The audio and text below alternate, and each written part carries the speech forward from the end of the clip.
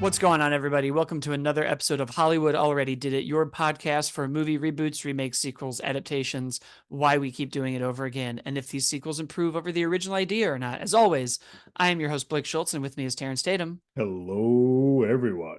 And this week we are talking about Inside Out 2, the sequel to Pixar's, I want to say, no, that's not accurate, not their last original title, but because they have made several It's since then. so yeah, there's a couple there's stuff that's Soul, coming. Red, yeah, there's a lot in there. But it's probably one of their first major sequels since Lightyear as a Mm-hmm. prequel, Yeah. and is probably going to teach them a lot of the wrong lessons of just making sequels to everything. I was like, I Um, saw that box office number. I was like, oh boy, they're gonna learn it the wrong is thing. such a double-edged sword when you're like, oh my God, guys, the box office is back. Bad Boys for Life and Inside Out 2 did really well, and we'll never see an original idea ever again. And this is the cycle Yeah. until we break it again. Um, but it's here. What did you think, Terrence? So Inside Out, the first one is one of my favorite Pixar movies ever. I love that movie. It's the only one as a grown man. I was just outright by myself bawling in the middle of the theater because it spoke to me on some levels that I didn't think I needed to be spoken to.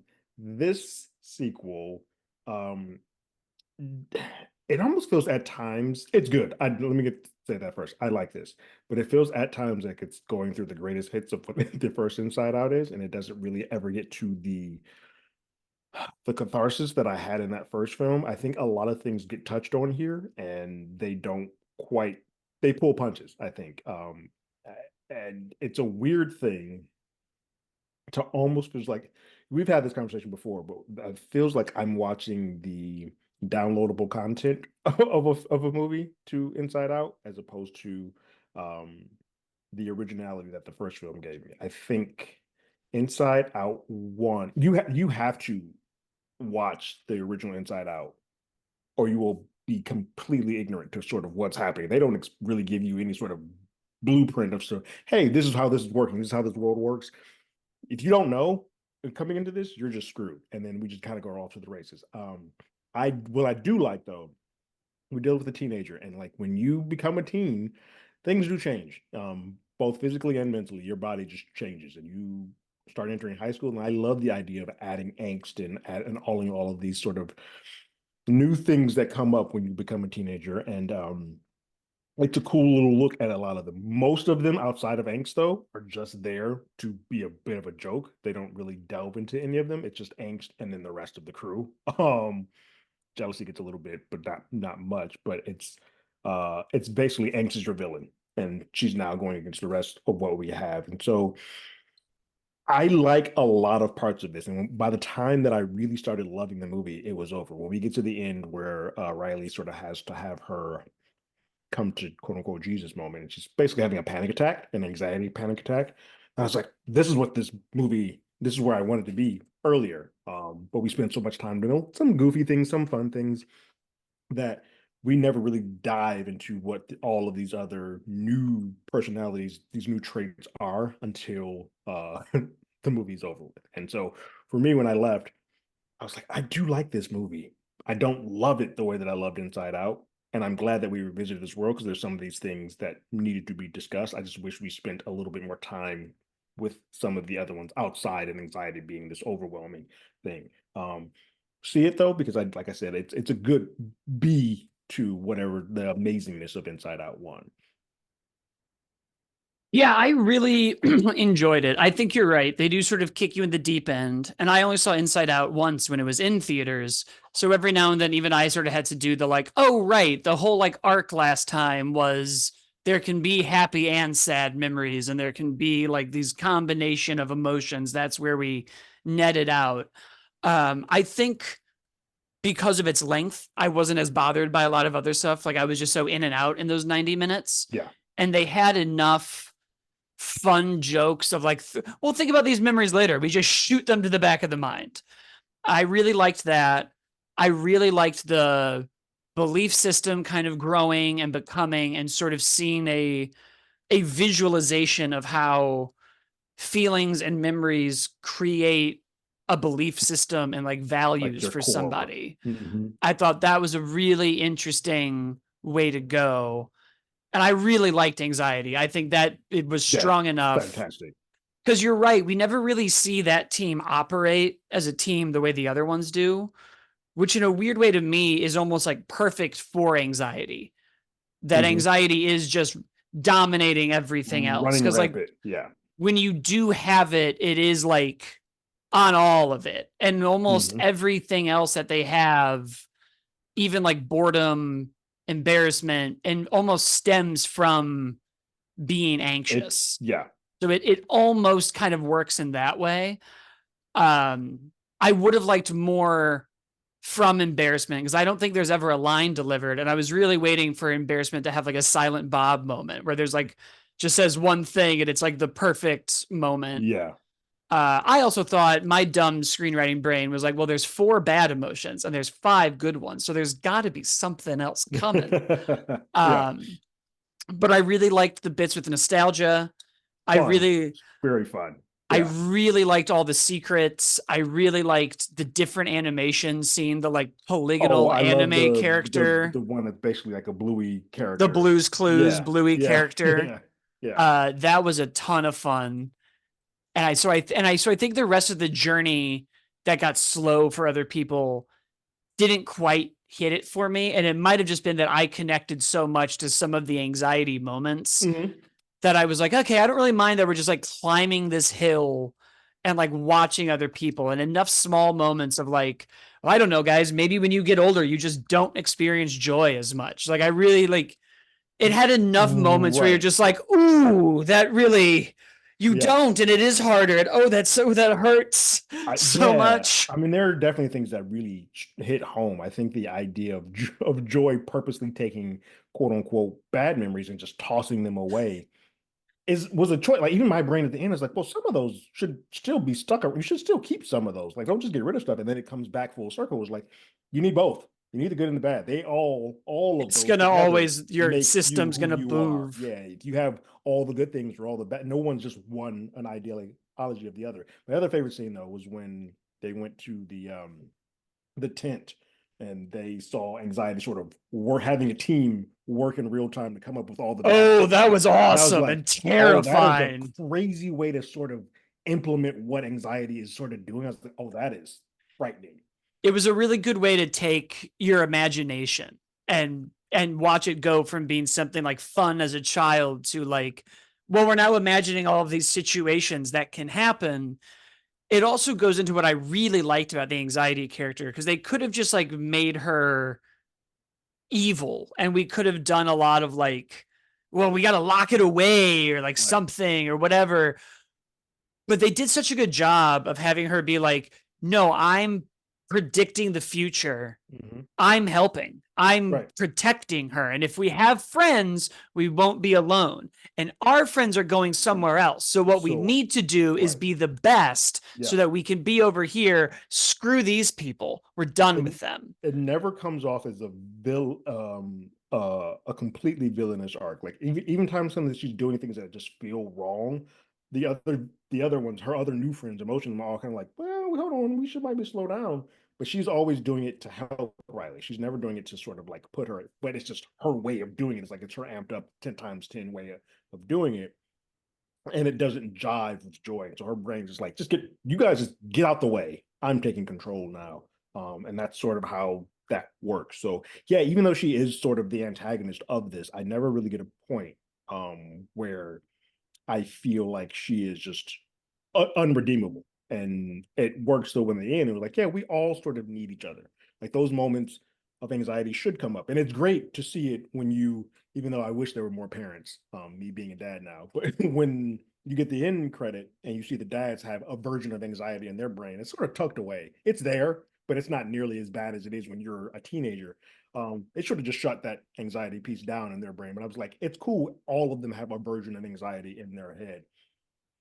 Dads are a lot much cooler. Like, yeah, cool. I don't let's Back to the focus. game. Yeah, that was a really good moment. I did like sort of the arc two of it being like, well, she is trying to predict the future. And when we see it coming back, and Joy's like, well, now hold on. Those are a lot of things we can't control, but what can we control? Oh, we have a math test tomorrow. We need to Mhm. study. And it's like, yeah, that's where it's such a weird way to maturely talk about like, yeah, you can't let this thing beat you, but also your gut is kind of helping you sometimes. There Hmm. are things you need to look ahead to, and change is going to happen. And as that change happens, you are going to have these like, well, what was that look? Well, they're going over here, and clearly they're doing it because of this. And Right. slowly, as anxiety becomes your belief system and everything just switches to that, like, I'm not good enough.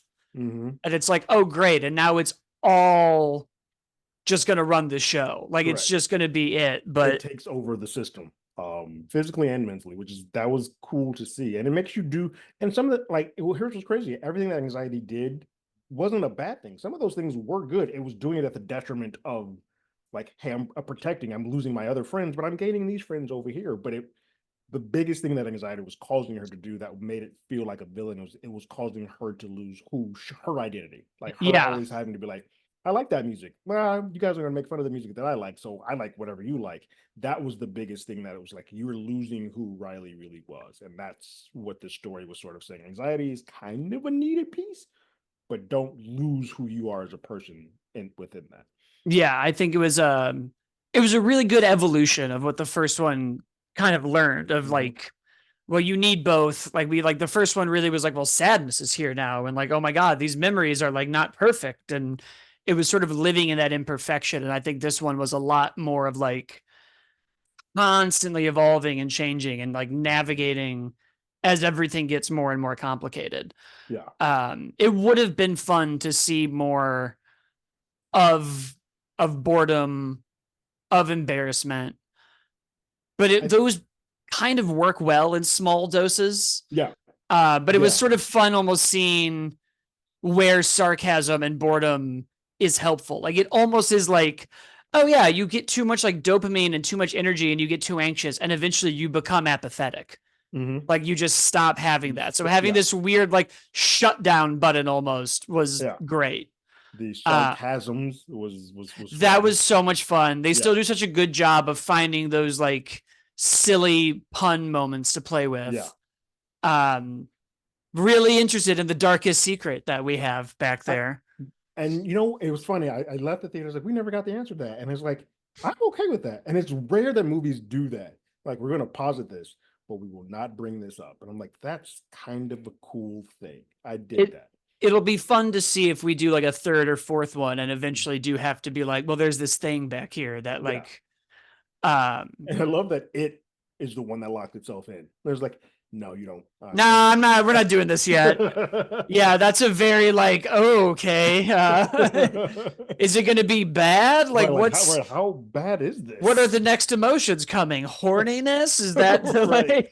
like Yeah. yeah, it'll be it really adding anxiety and a lot of those other complicated emotions do really lend you to start being like, what else could we do with this? Like it would be very interesting to see like, does she need to take anti-anxiety medication? What would that Right. even look like? Like Yeah. would What does just that do? cops come and handcuff anxiety away? Right. Like Yeah. um yeah, it starts getting interesting. And I think they're in a place where it's like, well, if we do 3 and 4, it's like high school, college, and adulthood. And Yeah. I Like don't know that we're gonna get a PG-13 or R rated. right. Like, Like I imagine she was young enough in this where it didn't really come up and it was more dealing about her friends, but she's definitely getting to that point where uh a relationship may spout wherever it goes, boy or girl, however, but like romance or like whatever the ethos of that would be was probably something that would be introduced. And that's gonna throw all of them all out of of it. whack. Yeah. Right. Yeah.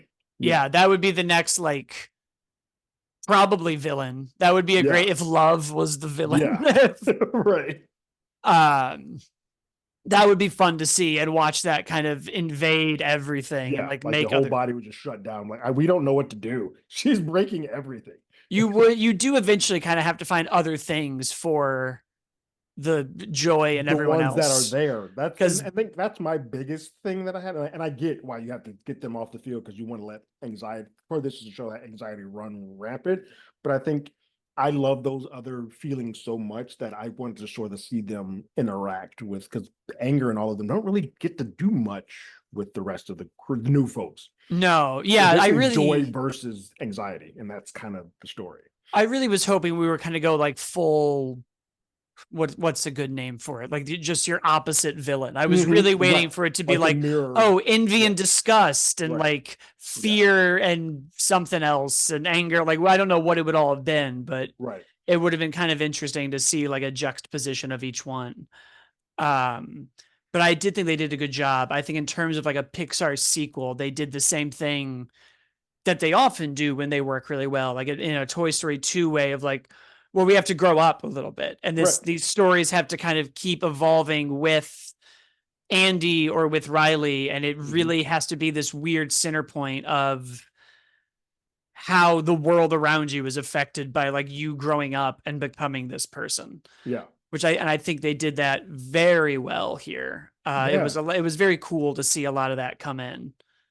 I agree. And I love they're both short hour and a half, which is rare that you can put as much as you're shoving in that's heady and still only be an hour and a half each. That's that's a masterful thing to do. But yeah, I enjoy both of them. It's just I love for me, I think what it is, I love Inside Out so much that this was automatically going to be a step down from that, no matter what they did, because I'm never going to recreate that feeling. But what they give me works. It really does work. Yeah, it was a really, really strong outing for them, I felt like. And clearly the world agrees because it's the Jesus. highest opening it's ever had, which is I don't know, Yeah. not surprising's the wrong word, but it is I great. it's great to know that the death of the theater is a bit premature, but I will say that like you and I've talked about this, I think people are just choosy now. Families did not go see Garfield partially because they don't know who the hell that those kids don't know who the hell that character is. But there is some familiarity here, and so the audiences went back. And I also think this isn't just kids and families, because I will say this: when I went to my screening, I went to a Thursday at 10 o'clock screening, which obviously there are no kids for that one. It was packed. It was a sold Oh out. yeah, it was a full Yeah. house for us.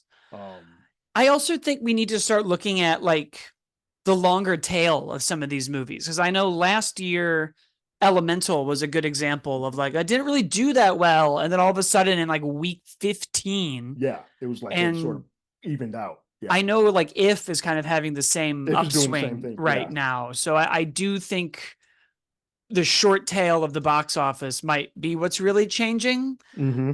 because Apes is like still in It's doing third, well. Yeah. and so it is unique. It's a very Mm-hmm. different kind of thing to see happen, but it's good. I mean, obviously this will be around for a while. It's going to get Yeah. great word of mouth, and sure it'll get a few people who go twice.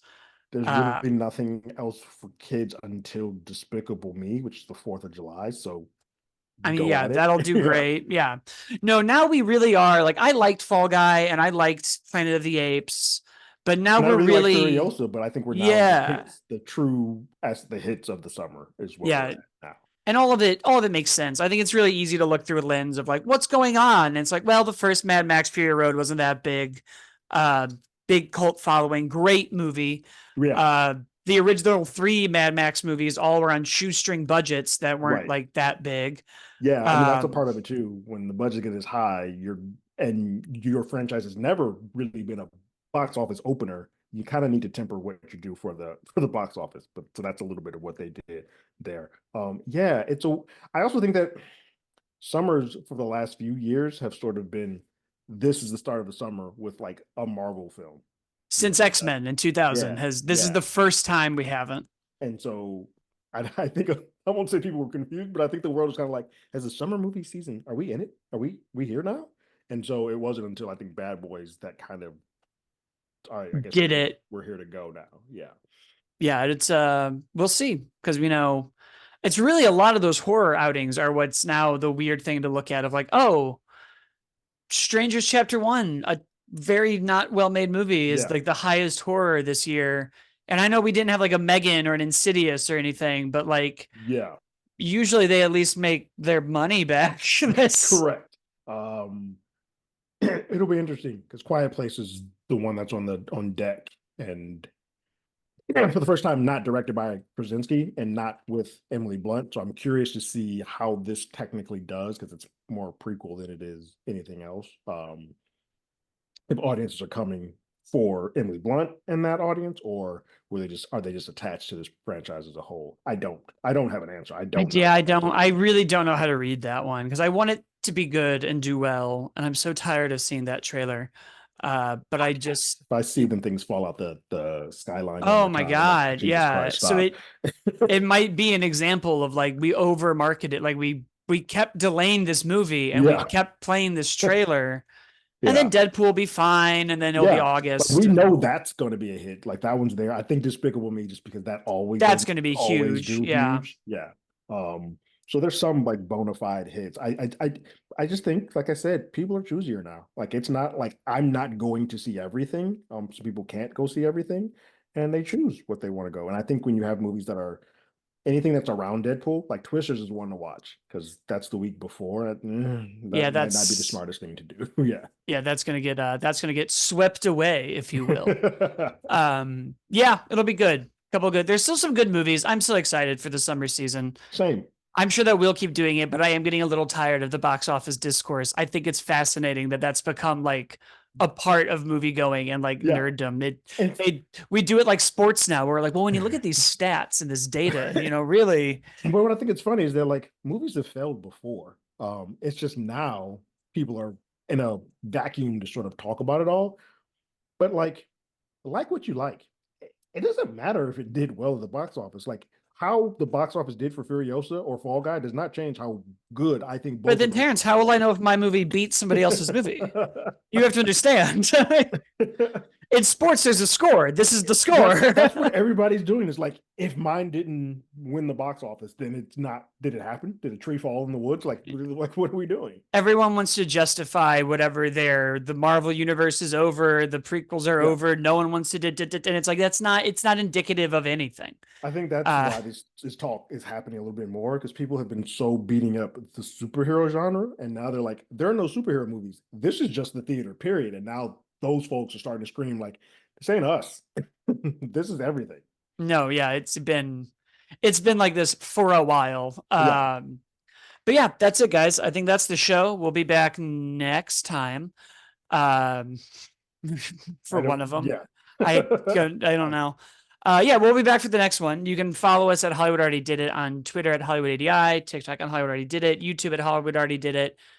Subscribe and review the podcast. Terrence, of course, on the YouTube channel has all of our show reviews, trailer reactions, all that good stuff. And we will see everyone for the next one. Later.